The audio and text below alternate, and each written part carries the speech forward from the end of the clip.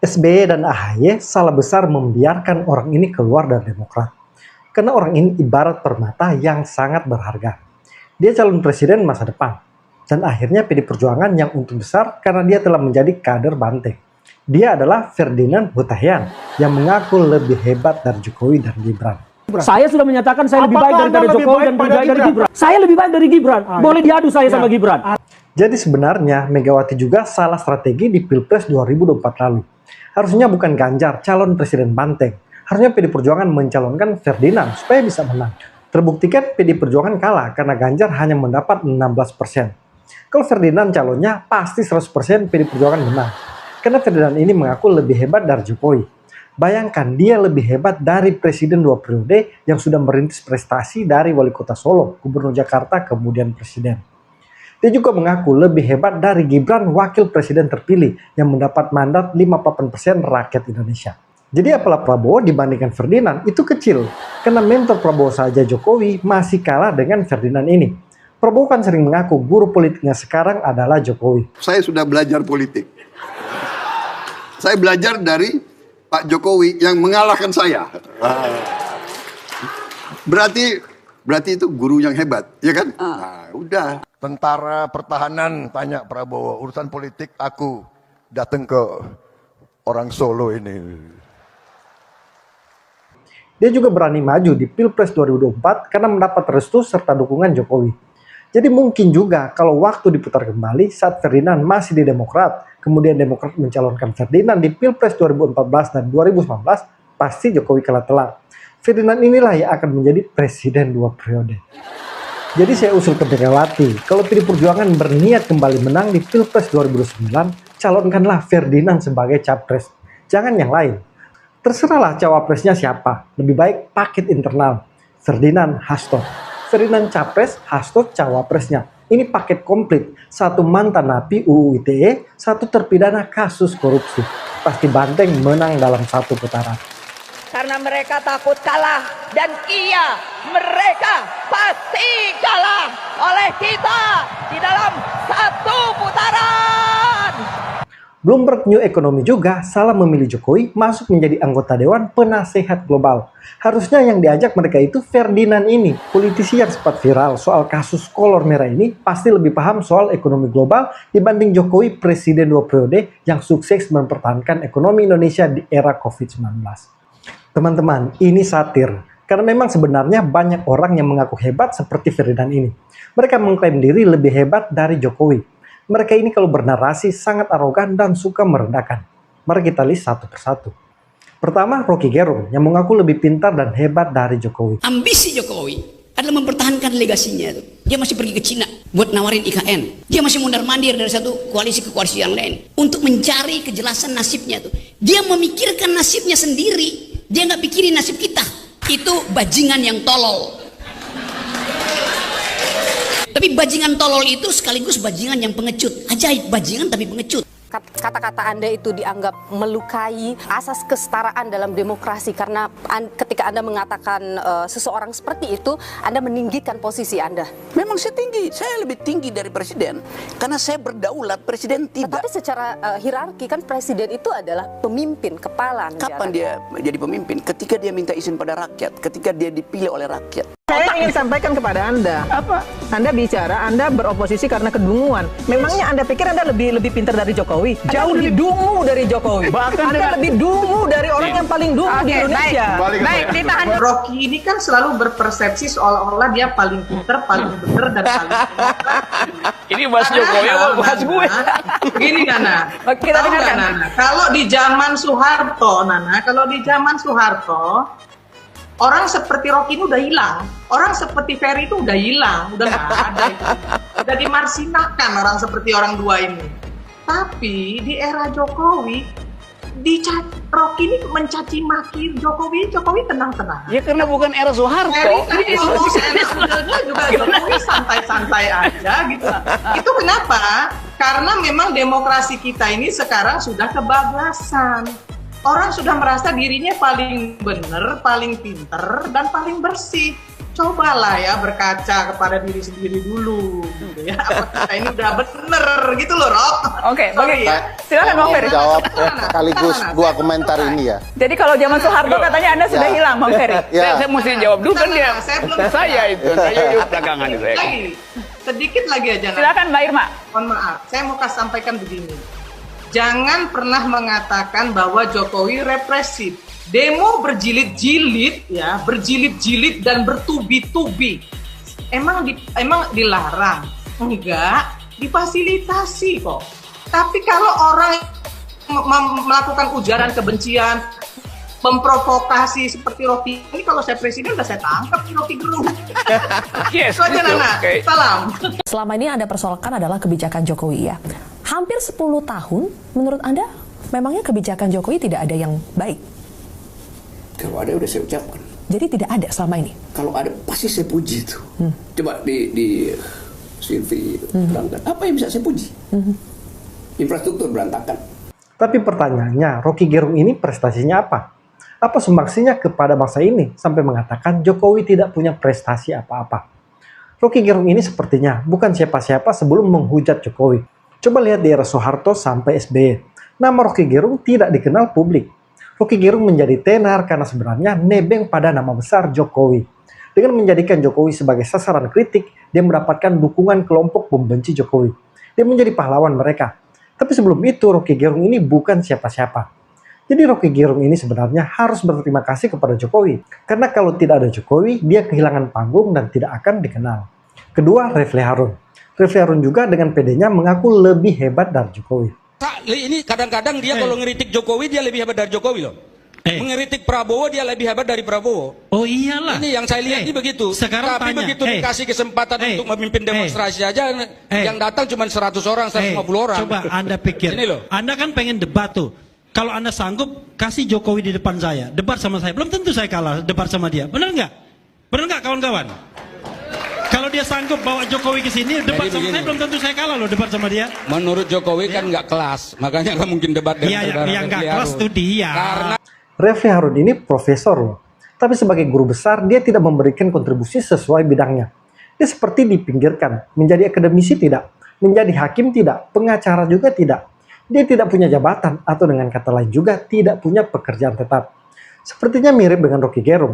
Refli Harun ini hanya jadi pengamat dan sekaligus YouTuber, yang kontennya malah lebih banyak provokasi daripada edukasi. Ketiga, Amin Rais, yang sering menghujat Jokowi sebagai Jokodok, antek Cina, dan lain-lain. Ternyata seluruh keluarga Jokowi juga maaf memalukan. Gibran bodoh dan memalukan. Kaisang sama. Ibunya Iriana juga agak memalukan. Menantunya di Medan, Sami Mawon. Nah, Jokowi menampakkan kebodohannya dan sekaligus ambisi butanya ketika menyatakan di berbagai forum bahwa sebagai presiden dia akan berkampanye dan memihak paslon yang ada, yaitu ada anak ingusannya sebagai cawapres. Hampir semua kalangan marah dan malu pada sikap Jokowi yang sudah tidak lagi punya etik atau moral. Nah, Jokowi sekarang ini sedang dikeroyok oleh sebagian besar anak bangsa yang sudah sangat muak dengan pikiran dan perilaku Mas Jokowi yang sudah tidak punya rasa malu lagi. Jadi beban nasional ya Pak Jokowi itu sekarang. Amin Rais ini merasa dia lebih hebat dari Jokowi, sehingga dia kecewa berat dan sakit hati Jokowi menjadi presiden 2 periode. Sedangkan dia yang punya ambisi besar menjadi presiden tidak pernah tercapai. Dia pernah 1 kali menjadi capres tapi kalah telak. Tapi sebenarnya Amin Rais ini tinggal memanen karmanya. Seperti kata Gus Dur, dia akan menjadi gelandangan politik. Lihat saja dia ditendang dari Partai Amanat Nasional yang dirintisnya. Partainya sekarang, yaitu Partai Umat pun banyak konflik. Karena Amin Rais melakukan politik dinasti dengan menjadikan menantunya sebagai ketua umum. Suara Partai Umat pun hanya 0,%. Keempat, Profesor Ikrar Nusa Bakti. Profesor ini juga selalu menjelek-jelekan Jokowi dan merasa dia lebih hebat dari Jokowi. Tapi sayangnya, Prof. Ikrar juga minim prestasi. Dia juga mengikuti jejak Refli Harun menjadi YouTuber. Narasinya pun banyak dicibir karena sekelas profesor, tapi analisanya seperti pengamat politik warung kopi. Bahkan dia pernah diskakmat Sujiwo Tejo karena terlalu memuji Megawati dan merendahkan Jokowi. Begini Bang ya, saya ini belajar ilmu politik tuh dari tahun 78 ya. Nih ya, EG tahu lah.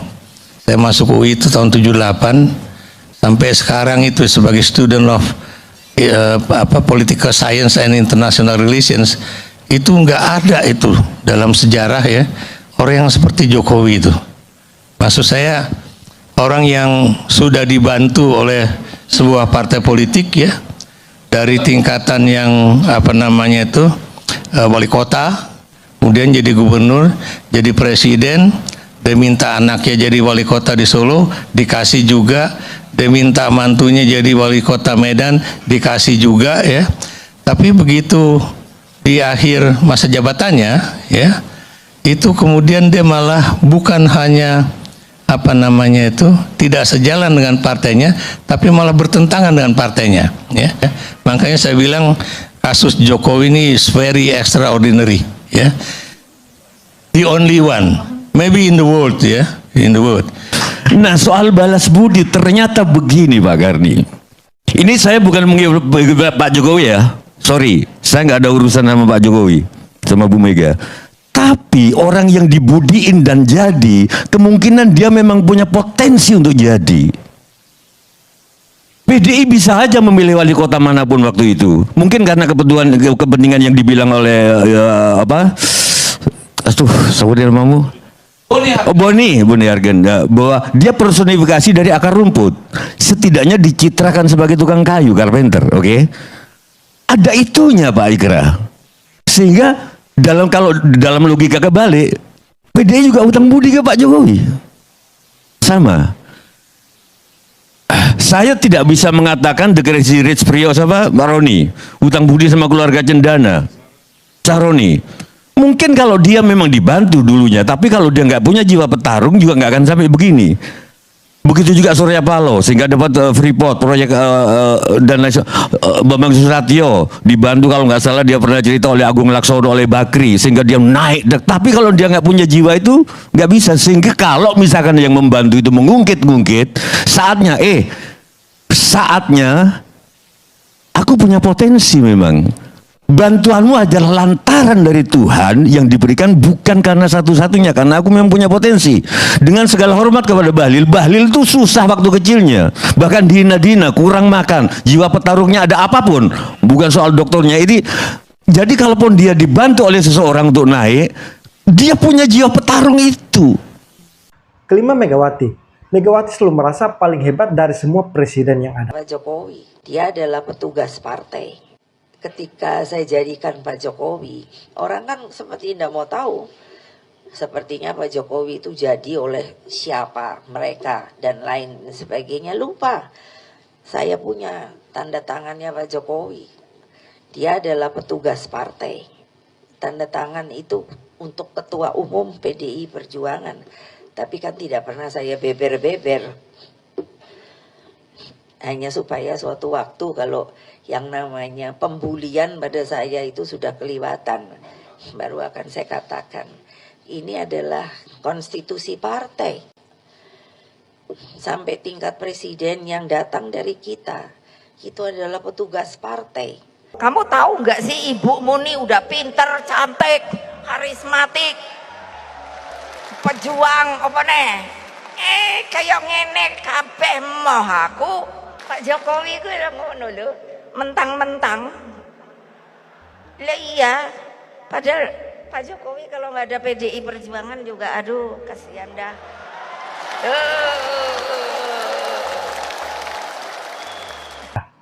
Megawati menganggap Jokowi hanya bawahannya atau sebagai petugas partai. Tapi ironinya, Megawati tidak bisa mencapai prestasi Jokowi. Jokowi menjadi presiden 2 periode, sedangkan Megawati 2 kali mencalonkan diri tapi kalah terus. Dia pun menjadi presiden karena diduga melengsarkan Gus Dur. Megawati menjadi presiden kelima tanpa dipilih rakyat langsung, yang menjabat hanya selama 2 tahun. Itu pun dipenuhi kontroversial karena menjual aset negara dan 2 pulau dicaplok asing. Keenam, Ganjar Pranowo. Wah, apakah artinya selama 10 tahun berkuasa tidak ada yang dihasilkan? Atau paling tidak hasilnya dinilai masih jauh dari yang diharapkan? Dan kalau kemudian seperti itu, kenapa harus diberi kepercayaan lagi? 10 tahun saja sudah diakui, tidak banyak yang bisa dilakukan. Kenapa rakyat harus percaya lagi, kasih kepercayaan 5 tahun lagi? Sepertinya menunggu aktor yang namanya Ganjar. Maka saya tadi bilang, kalau regulasi sudah, kelembagaan dan sistem sudah, maka tinggal aktor, Mbak. Maka kemudian kalau Anda cerita kepercayaan, aktor ini sangat menentukan. Banyak kepala daerah, bupati, wali kota, atau mungkin menteri, atau presiden, wakil presiden, event itu. Dan kemudian ada persoalan, siapa yang mengambil inisiatif untuk menyelesaikan itu? Anda mau katakan bahwa selama ini aktornya yaitu Presiden Jokowi tidak cukup bisa melakukan itu dan akan berbeda kalau aktornya Anda? Saya kira iya. Pak Gubernur gagal, maka saya mengakui Pak Ganjar yang kurang apa dari Jawa Tengah? Kemiskinan saya masih sedih. Brebes itu masih luar biasa miskinnya. Apakah kita tidak bisa mendorong? Berarti Anda gagal? Iya, saya gagal. Saya gagal. Kalau kemiskinan itu menjadi nilai nomor 1 dan itu membuat seorang gubernur tidak layak, izinkan saya nggak mencalonkan lagi. Ganjar mengaku lebih hebat dari Jokowi yang memimpin selama 10 tahun. Menurutnya, aktor atau presiden yang ditunggu adalah dirinya. Padahal kenyataannya, memimpin Jawa Tengah saja tak mampu. Ganjar sendiri mengaku gagal memimpin Jawa Tengah. Terus kenapa berambisi jadi presiden Pak Ganjar? Ketujuh, ya Ferdinand Huta Heian. Seperti yang saya katakan di awal, narasi saya tadi sebenarnya hanya satir untuk mengejek Ferdinand yang dengan sombongnya mengaku lebih hebat dari Jokowi dan Gibran. Pada kenyataannya, Ferdinand ini salah satu politisi bejat. Lihat saja track recordnya soal kasus kolor merah, dugaan selingkuh, dan masuk penjara karena terjerat Undang-Undang ITE. Salah satu politisi minim prestasi ya Ferdinand ini. Ferdinand ini menjadi caleg saja tidak menang sejak 2019. Dia pun sudah 3 kali loncat partai. Dari Demokrat, sempat ke Gerindra, kemudian ke PDI Perjuangan. Tapi ketika menjadi caleg dari PDI Perjuangan, di 2024 pun juga gagal. Jadi Pak Ferdinand, gimana ceritanya Anda lebih hebat dari Jokowi dan Gibran? Kalau nyalek saja tidak dipilih rakyat. Jadi itulah 7 tokoh yang sok mengaku lebih hebat dari Jokowi, tapi pada kenyataannya sebaliknya. Mereka tidak punya prestasi apa-apa. Bagi saya, khususnya untuk Rocky Gerung, Refli Harun, Amin Rais, Prof. Ikra, dan Ferdinand, kalau merasa lebih hebat dari Jokowi, coba nyalek di 2029. Dan kita lihat, kalian dipilih rakyat atau tidak. Jangan sok mengaku lebih hebat dari Jokowi, tapi hanya bualan semata. Buktikan diri. Atau kalau lebih menantang, coba kalian nyapres. Misalnya Ferdinand dan Rocky Gerung, pasangan capres dan cawapres. Atau mungkin Amin Rais dan Refli Harun. Coba kalian uji, apakah kalian hebat atau tidak. Apakah kalian akan dipilih rakyat atau tidak. Jangan-jangan partai saja ogah melirik kalian. Karena jelas kalian ini tidak punya kualitas dan kualifikasi sebagai pemimpin bangsa. Coba renungkan ini. Salam kontra narasi.